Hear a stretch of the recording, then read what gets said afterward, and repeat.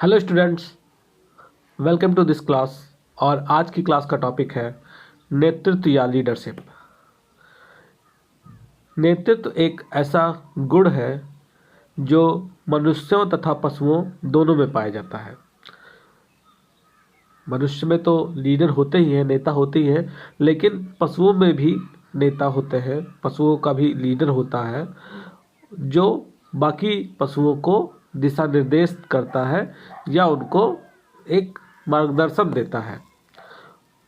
जैसे मनुष्यों का जो एरिया है वह डिसाइड होता है कि आप इस एरिया के नेता है, इस एरिया के विधायक हैं, वैसे ही जो जानवर होते हैं उनका भी एक स्पेसिफिक एरिया होता है और उस एरिया का एक ना एक लीडर भी होता है। यहाँ पर लिंडग्रेन ने बताया है कि समूह के ऐसे सदस्य को नेता कहा जाता है जो अपनी पसंद के अनुसार अन्य सदस्यों को व्यवहार करने के लिए अपेक्षाकृत अधिक प्रभाव डालता है। लिंडग्रेन बता रहे हैं कि समूह में तो बहुत से सदस्य होते हैं, लेकिन हम सभी को नेता नहीं कह सकते।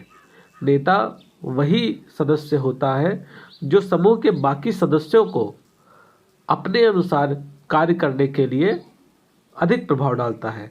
यानी जो व्यक्ति है, जो सदस्य है उस समूह के, वह उस नेता के प्रभाव में रहते हैं और उसके अनुसार कार्य करते हैं।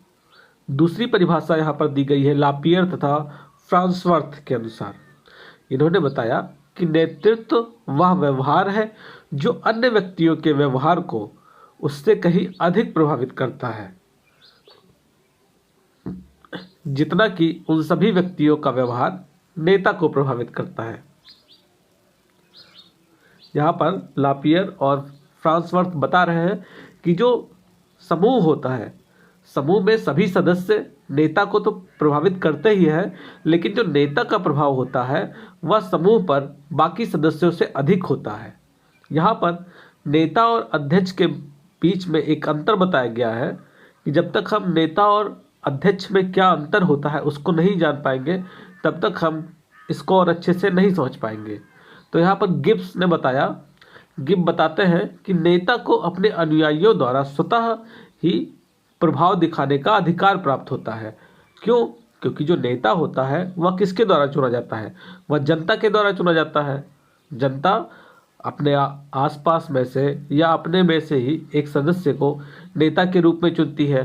तो वह स्वयं ही, जो जनता है वह स्वयं ही उस व्यक्ति को यह अधिकार दे रही है कि वह उस पर शासन करे या उस पर अपना प्रभाव दिखाए।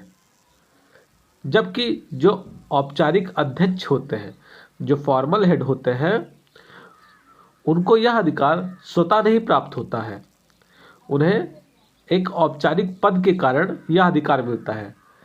जैसे जिले का एसडीएम हो गया या जिले का डीएम हो गया, इन्हें जो अधिकार मिला है वह इसलिए मिला है क्योंकि वह उस पद पर है जहां से वह बहुत से व्यक्तियों को कंट्रोल कर सकते हैं। अब हम बात करते हैं नेतृत्व के सामान्य गुणों के बारे में, कॉमन ट्रेट और एट्रीब्यूट्स ऑफ लीडरशिप। आलपोर्ट के अनुसार नेतृत्व के 18 गुण होते हैं और इसके साथ साथ टीड ने बताया कि नेतृत्व के 10 गुण होते हैं। इन सभी समाज मनोवैज्ञानिकों के विचारों का अध्ययन करने पर हम इस निष्कर्ष पर पहुंचते हैं कि नेतृत्व के कुछ सामान्य गुण हैं और जिनका वर्णन यहाँ पर किया गया है। सबसे पहला गुण है शारीरिक गुण, फिजिकल एट्रीब्यूट्स। यहाँ पर टर्मैन, स्टॉकडेल, पेट्रीज, कॉलवेट, इन सभी ने अपने अध्ययन के आधार पर नेता के मुख्य रूप से 3 गुण बताए हैं: ऊंचाई, वजन, स्फूर्ति। वैसे तो ये गुण एक नेता में होने चाहिए, लेकिन कई बार यह भी देखा गया है कि ये 3 गुण ना होते हुए भी कुछ ऐसे व्यक्ति रहे हैं जो विश्वविख्यात नेता के रूप में प्रसिद्ध हुए हैं। जैसे महात्मा गांधी, नेपोलियन, हिटलर। ये सभी अपने अनुयायियों से ना तो लंबे थे, ना ही भारी थे शरीर में, और ना ही शारीरिक रूप से बहुत ही आकर्षक थे। इसलिए यहाँ पर हम कह सकते हैं कि जो शारीरिक गुण बताए गए वह किसी नेता के लिए अति आवश्यक गुण नहीं है। उनके बिना भी एक व्यक्ति एक अच्छा नेता बन सकता है। दूसरा है व्यक्तित्वशील गुण या पर्सनालिटी ट्रेट्स। पर्सनालिटी ट्रेट्स के अंतर्गत कुछ अन्य महत्वपूर्ण बिंदु बताए गए हैं जो कि एक नेता के अंदर होने चाहिए या कि एक नेता के अंदर दिखते हैं। जैसे पहला, बुद्धि। यहाँ पर समाज मनोवैज्ञानिकों ने बताया है कि जो नेता होता है, समूह का जो नेता होता है, वह अपने अनुयायियों की तुलना में अधिक बुद्धि वाला होता है। और कहीं ना कहीं ये बात सत्य भी है, क्योंकि उसकी बुद्धि ज़्यादा रहती है तभी व्यक्ति उसको नेता बनाते हैं। दूसरा पॉइंट, व्यक्तिगतशील गुणों के अंतर्गत जो दूसरा बिंदु है वह है आत्मविश्वास या सेल्फ कॉन्फिडेंस। नेता का दूसरा प्रमुख गुण आत्मविश्वास बताया गया है। नेता को अपने अनुयायियों का पथ प्रदर्शन करना होता है तथा कठिन से कठिन परिस्थितियों के बीच में उन्हें हमेशा लोगों को प्रोत्साहित करना रहता है। एक नेता का काम होता है कि कभी भी अपने जो समूह है उसके सदस्यों का जो मोरल है वो डाउन ना होने दे, उनका कॉन्फिडेंस बनाए रखे। और यह तब पॉसिबल होगा जब उस नेता के अंदर स्वयं में एक सेल्फ कॉन्फिडेंस हो, वह स्वयं में आत्मविश्वास से भरा हो, तभी वह दूसरों को प्रेरित कर सकता है, दूसरों को मोटिवेट कर सकता है। व्यक्तिगतशील गुण के अंदर आने वाला जो तीसरा गुण है वह है शब्दाडंबर, वर्बोसिटी या टॉल्कटिवनेस। शब्दाडंबर भी नेता के प्रमुख गुणों में से एक है। आपने देखा होगा कुछ नेता ऐसे होते हैं जो काम तो कुछ नहीं करते हैं, लेकिन जो उनका बोलने का तरीका रहता है वह इस प्रकार रहता है कि व्यक्ति ना चाहते हुए भी या जो जनता है वह ना चाहते हुए भी उनकी बातों में आ जाती है और उनसे प्रभावित हो जाती है। इस सिद्धांत को बड़ा मुंह का सिद्धांत भी कहा जाता है। फोर्थ पॉइंट यहाँ पर है प्रभुत्व या डोमिनेंस। मान ने अपने अध्ययन में बताया कि नेता तथा प्रभुत्व में धनात्मक संबंध पाया जाता है। इसका मतलब यह हुआ कि नेतृत्व का गुण बढ़ने से व्यक्ति में प्रभुत्व का शील आ जाता है। जब एक व्यक्ति नेता बनता है तो उसके अंदर कहीं ना कहीं डोमिनेंस की पावर आ जाती है, डोमिनेंस की क्वालिटी आ जाती है, वह दूसरों पर डोमिनेंस करना चाहता है। पांचवा पॉइंट है यहाँ पर समायोजन, एडजस्टमेंट।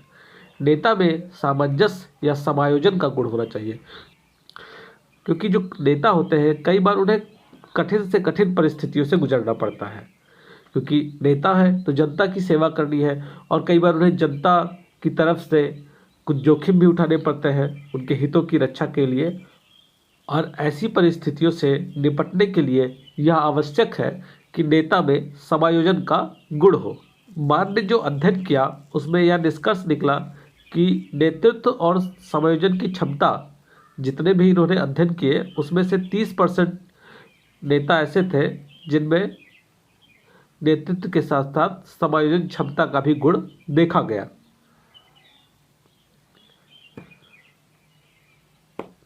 छठवां बिंदु है सामाजिकता या सोशबिलिटी।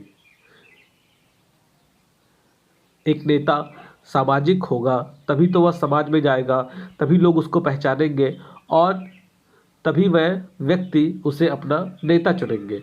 इसीलिए जो सामाजिकता है वह नेता का प्रमुख गुण होता है। यहाँ पर बताया जा रहा है कि सफल एवं उच्च कोटि के नेता हमेशा सामाजिक जमघट एवं मित्रता पसंद करते हैं। उनमें अपने अनुयायियों से मिलने तथा उनके विचारों एवं मनोवृत्तियों को समझने की तीव्र प्रवृत्ति होती है।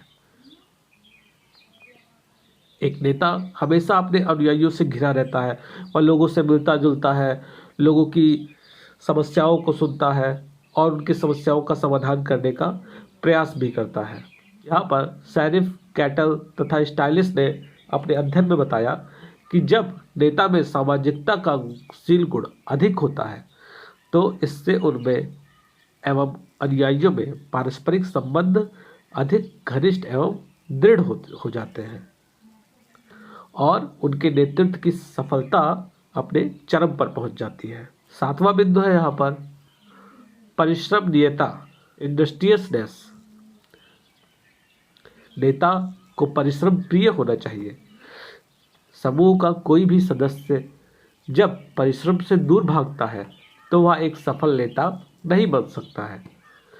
आप अगर इतिहास को उठाकर देखें तो कभी भी एक आलसी या कमजोर व्यक्ति एक सफल नेता के रूप में नहीं प्रसिद्ध हुआ है। दूसरी तरफ इतिहास इस बात का साक्षी है कि बहुत से व्यक्ति गरीब एवं साधन विहीन परिवार में जन्म लेने के बाद भी एक सफल नेता के रूप में प्रसिद्ध हुए हैं। क्यों? इसलिए यहाँ पर बताया जा रहा है कि एक सफल नेता को परिश्रम प्रिय होना चाहिए। यह एक नेता तभी सफल होगा जब वह परिश्रम से प्रेम करेगा, उसे परिश्रम करना पसंद होगा। यहाँ पर जो उदाहरण दिया गया है उसमें बताया गया है कि हमारे जो स्वर्गीय प्रधानमंत्री थे लाल बहादुर शास्त्री जी, वह बहुत ही कठिन परिश्रमी व्यक्ति थे। नेक्स्ट पॉइंट है कल्पना एवं दूरदर्शिता, इमेजिनेशन एंड फोरसाइटेडनेस। सफल नेता के लिए कल्पना शक्ति का अधिक होना अनिवार्य है। इस तरह की शक्ति के आधार पर आगे आने वाली समस्याओं का अंदाज नेता अच्छी तरह कर लेता है और फिर इस तरह से अपने व्यवहार में परिवर्तन लाता है कि लक्ष्य उपलब्धि के संबंध में किसी प्रकार की योजना बनाने में उसे किसी भी प्रकार की कोई कठिनाई नहीं होती है। यहाँ पर बताया जा रहा है कि जो कल्पनाशीलता है वह भी नेता का एक प्रमुख गुण होना चाहिए। नेता को कल्पनाशील होना चाहिए और आने वाली समस्याओं की पहले से ही कल्पना करनी चाहिए और फिर उनके लिए तैयार रहना चाहिए कि भविष्य में क्या समस्याएं आ सकती हैं और फिर हम उनका क्या समाधान कर सकते हैं। इसके साथ साथ नेता में दूरदर्शिता का भी गुण होना अनिवार्य है। दूरदर्शिता का गुण होने से नेता को अपने अनुयायियों की प्रतिक्रियाओं को समझने में तथा समूह के बारे में पूर्व कथन करने में काफ़ी मदद मिलती है। यहाँ पर बताया जा रहा है कि जो एक नेता है उसे दूरदर्शी होना चाहिए। वह यह जान ले कि जो भी बातें वह कहने वाला है या जो भी वह निर्णय लेने वाला है उसका क्या परिणाम हो सकता है और फिर उसके अनुयायी उस निर्णय की प्रतिक्रिया में क्या उत्तर देंगे। इन सभी को जांच परख लेना दूरदर्शिता के अंतर्गत ही आता है। अगला पॉइंट है हमारा चमत्कार या करिश्मा। वर्केल तथा कूपर के अनुसार कुछ नेता में एक विशेष प्रकार का चुंबकीय खिंचाव का गुण होता है जिसे चमत्कार का गुण कहा जाता है। इस तरह का गुण संसार के कुछ प्रसिद्ध नेताओं जैसे Martin Luther king, John F Kennedy, Adolf Hitler, हो ची मिन, महात्मा गांधी और वर्तमान की बात करें तो हमारे वर्तमान प्रधानमंत्री नरेंद्र मोदी में यह गुण देखा जाता है। लास्ट पॉइंट है हमारा संकल्प शक्ति। नेता को अनेकों तरह की कठिन परिस्थितियों से गुजरना पड़ता है और ऐसी परिस्थितियां कई बार व्यक्ति के संकल्प को उसको तोड़ देती है। तो इसीलिए जो नेता होना चाहिए उसके अंदर संकल्प शक्ति का गुण होना चाहिए। उसकी विल पावर काफ़ी मजबूत होनी चाहिए जिससे वह किसी भी परिस्थिति में बिना घबराए डटा रहे और आने वाली परिस्थितियों का सामना करे। अब हम बात करते हैं नेतृत्व के उद्भव के बारे में, इमर्जेंस और ओरिजिन ऑफ लीडरशिप। समाज मनोवैज्ञानिकों एवं समाजशास्त्रियों ने मिलकर कुछ ऐसे कारकों का वर्णन किया है जिनसे समूह में नेतृत्व का उद्भव होता है, या कह सकते हैं कि जो नेतृत्व है वह सीधे प्रभावित होती है। तो आइए देखते हैं ऐसे कौन कौन से कारक हैं जो नेतृत्व के उद्भव में सहायक होते हैं। पहला है समूह की जटिलता, ग्रुप कॉम्प्लेक्सिटी। जैसे जैसे किसी समूह की जटिलता बढ़ती जाती है वैसे वैसे ही समूह में नए नए नेताओं के बनने की संभावना भी बढ़ती जाती है। अगर दूसरे शब्दों में कहें तो जैसे समूह का आकार बढ़ता है, तो अगर समूह का आकार बढ़ेगा यानी समूह के अंदर सदस्यों की संख्या अगर बढ़ रही है तो उनके कार्यों में भी वृद्धि होगी और उसके बाद फिर समूह में प्राथमिक नेता तथा द्वितीयक नेता के उत्पन्न होने की संभावना भी बढ़ जाती है। प्राथमिक नेता जो फर्स्ट लीडर है, जो उस ग्रुप के मेन लीडर हैं, उनके और उसके बाद फिर अगर समूह ज़्यादा बड़ा होता है तो फिर उनको छोटे छोटे उप समूह में डिवाइड करके उन सभी ग्रुप का एक अन्य लीडर बना दिया जाता है। और इस तरह से समूह की जटिलता बढ़ने से नेता की एक श्रृंखला का जन्म हो जाता है। जैसे अगर समूह में सदस्यों की संख्या कम है तो वहाँ पर एक लीडर होगा, लेकिन अगर सदस्यों की संख्या अधिक होती है तो फिर मजबूरी में उनके लीडर्स बढ़ाने पड़ते हैं। सेकेंड पॉइंट है समूह संकट या ग्रुप क्राइसिस।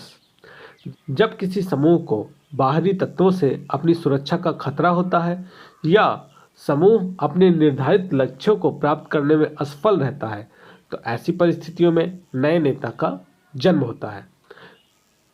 जैसे आप देखें कि कई बार क्या होता है, कोई पार्टी बहुत बुरी तरीके से हार जाती है तो फिर जो उसके मेन लीडर रहते हैं वह क्या करते हैं, वह अपना इस्तीफ़ा दे देते हैं या उनसे उनका इस्तीफ़ा ले लिया जाता है और फिर उस सिचुएशन में नए नेता के बनने की संभावना बहुत अधिक हो जाती है। यहाँ पर बताया जा रहा है कि इस प्रकार की संकटकालीन परिस्थिति में यदि कोई व्यक्ति अपने व्यक्तिगत गुणों या अन्य कारकों से उस खतरे को दूर करने में या समूह को अपने निर्धारित लक्ष्यों तक पहुंचाने में समर्थ होता है तो उसे आसानी से लोग समूह का नेता मान लेते हैं। जैसे अगर पार्टी हार गई है और उसी टाइम पर कोई व्यक्ति उन्हीं के बीच से आता है और वह व्यक्ति उस समूह के लक्ष्यों को पाने में मदद करता है या उस समूह के लक्ष्यों को प्राप्त करता है तो उसे फिर हम आसानी से लीडर मान लेते हैं। तीसरा पॉइंट है समूह अस्थिरता या ग्रुप इंस्टेबिलिटी। कभी कभी ऐसा होता है कि समूह के सदस्यों में आपसी मतभेद काफ़ी बढ़ जाते हैं जिससे समूह लक्ष्य की प्राप्ति खतरे में पड़ जाती है। यानी मान लीजिए एक पार्टी है और पार्टी के जीतने के चांसेस बहुत अच्छे हैं, लेकिन उसी समय पता चला कि दो उसके जो मेन लीडर हैं समूह के वह आपस में ही भिड़ गए, आपस में ही उनके बीच में संघर्ष स्टार्ट हो गया कि नहीं, जो चुनाव के बाद जो लीडर बनेगा वो तो मैं बनूंगा या प्रधानमंत्री मैं बनूंगा। और इसका परिणाम यह होता है कि प्रधानमंत्री तो दूर की बात है, उनके जीतने के भी चांसेस कम हो जाते हैं। और फिर इस परिस्थिति में कोई तीसरा नेता निकलकर सामने आता है जिसे पूरा सदस्य नेता के रूप में चुनना चाहता है। फोर्थ पॉइंट है यहाँ पर अधिकृत अध्यक्षों की असफलता, फेलियर ऑफ ऑथराइज्ड हेड्स। जब समूह का वर्तमान अधिकृत अध्यक्ष अपनी जवाबदेही निभाने में असमर्थ हो जाता है तो वैसी परिस्थिति में नेता के उभरने की संभावना अधिक हो जाती है। जैसे अगर सदस्यों ने मिलकर किसी व्यक्ति को नेता चुना है और वह नेता ऐसा है कि अपनी जो कार्य है उनको सही ढंग से नहीं करता है और जो समूह के लक्ष्य हैं उनको प्राप्त नहीं कर पाता है तो फिर ऐसी परिस्थिति में भी नए नेता के आने की संभावना बढ़ जाती है। लास्ट पॉइंट है व्यक्तित्व कारक, पर्सनालिटी फैक्टर्स। नेतृत्व की उत्पत्ति प्रभावशाली व्यक्तित्व के कारण भी हो सकती है। कुछ समाज मनोवैज्ञानिकों का मत है कि यदि किसी व्यक्ति में बुद्धि, शक्ति, सूझ, शब्दाडंबर, सामवेगिक स्थिरता आदि का गुण पर्याप्त मात्रा में होता है तो वह व्यक्ति आसानी से समूह का नेता बन जाता है। तो इस प्रकार यह क्लास यहीं पर समाप्त होती है। अगली क्लास में हम बात करेंगे नेता के प्रकार के बारे में। तब तक के लिए धन्यवाद।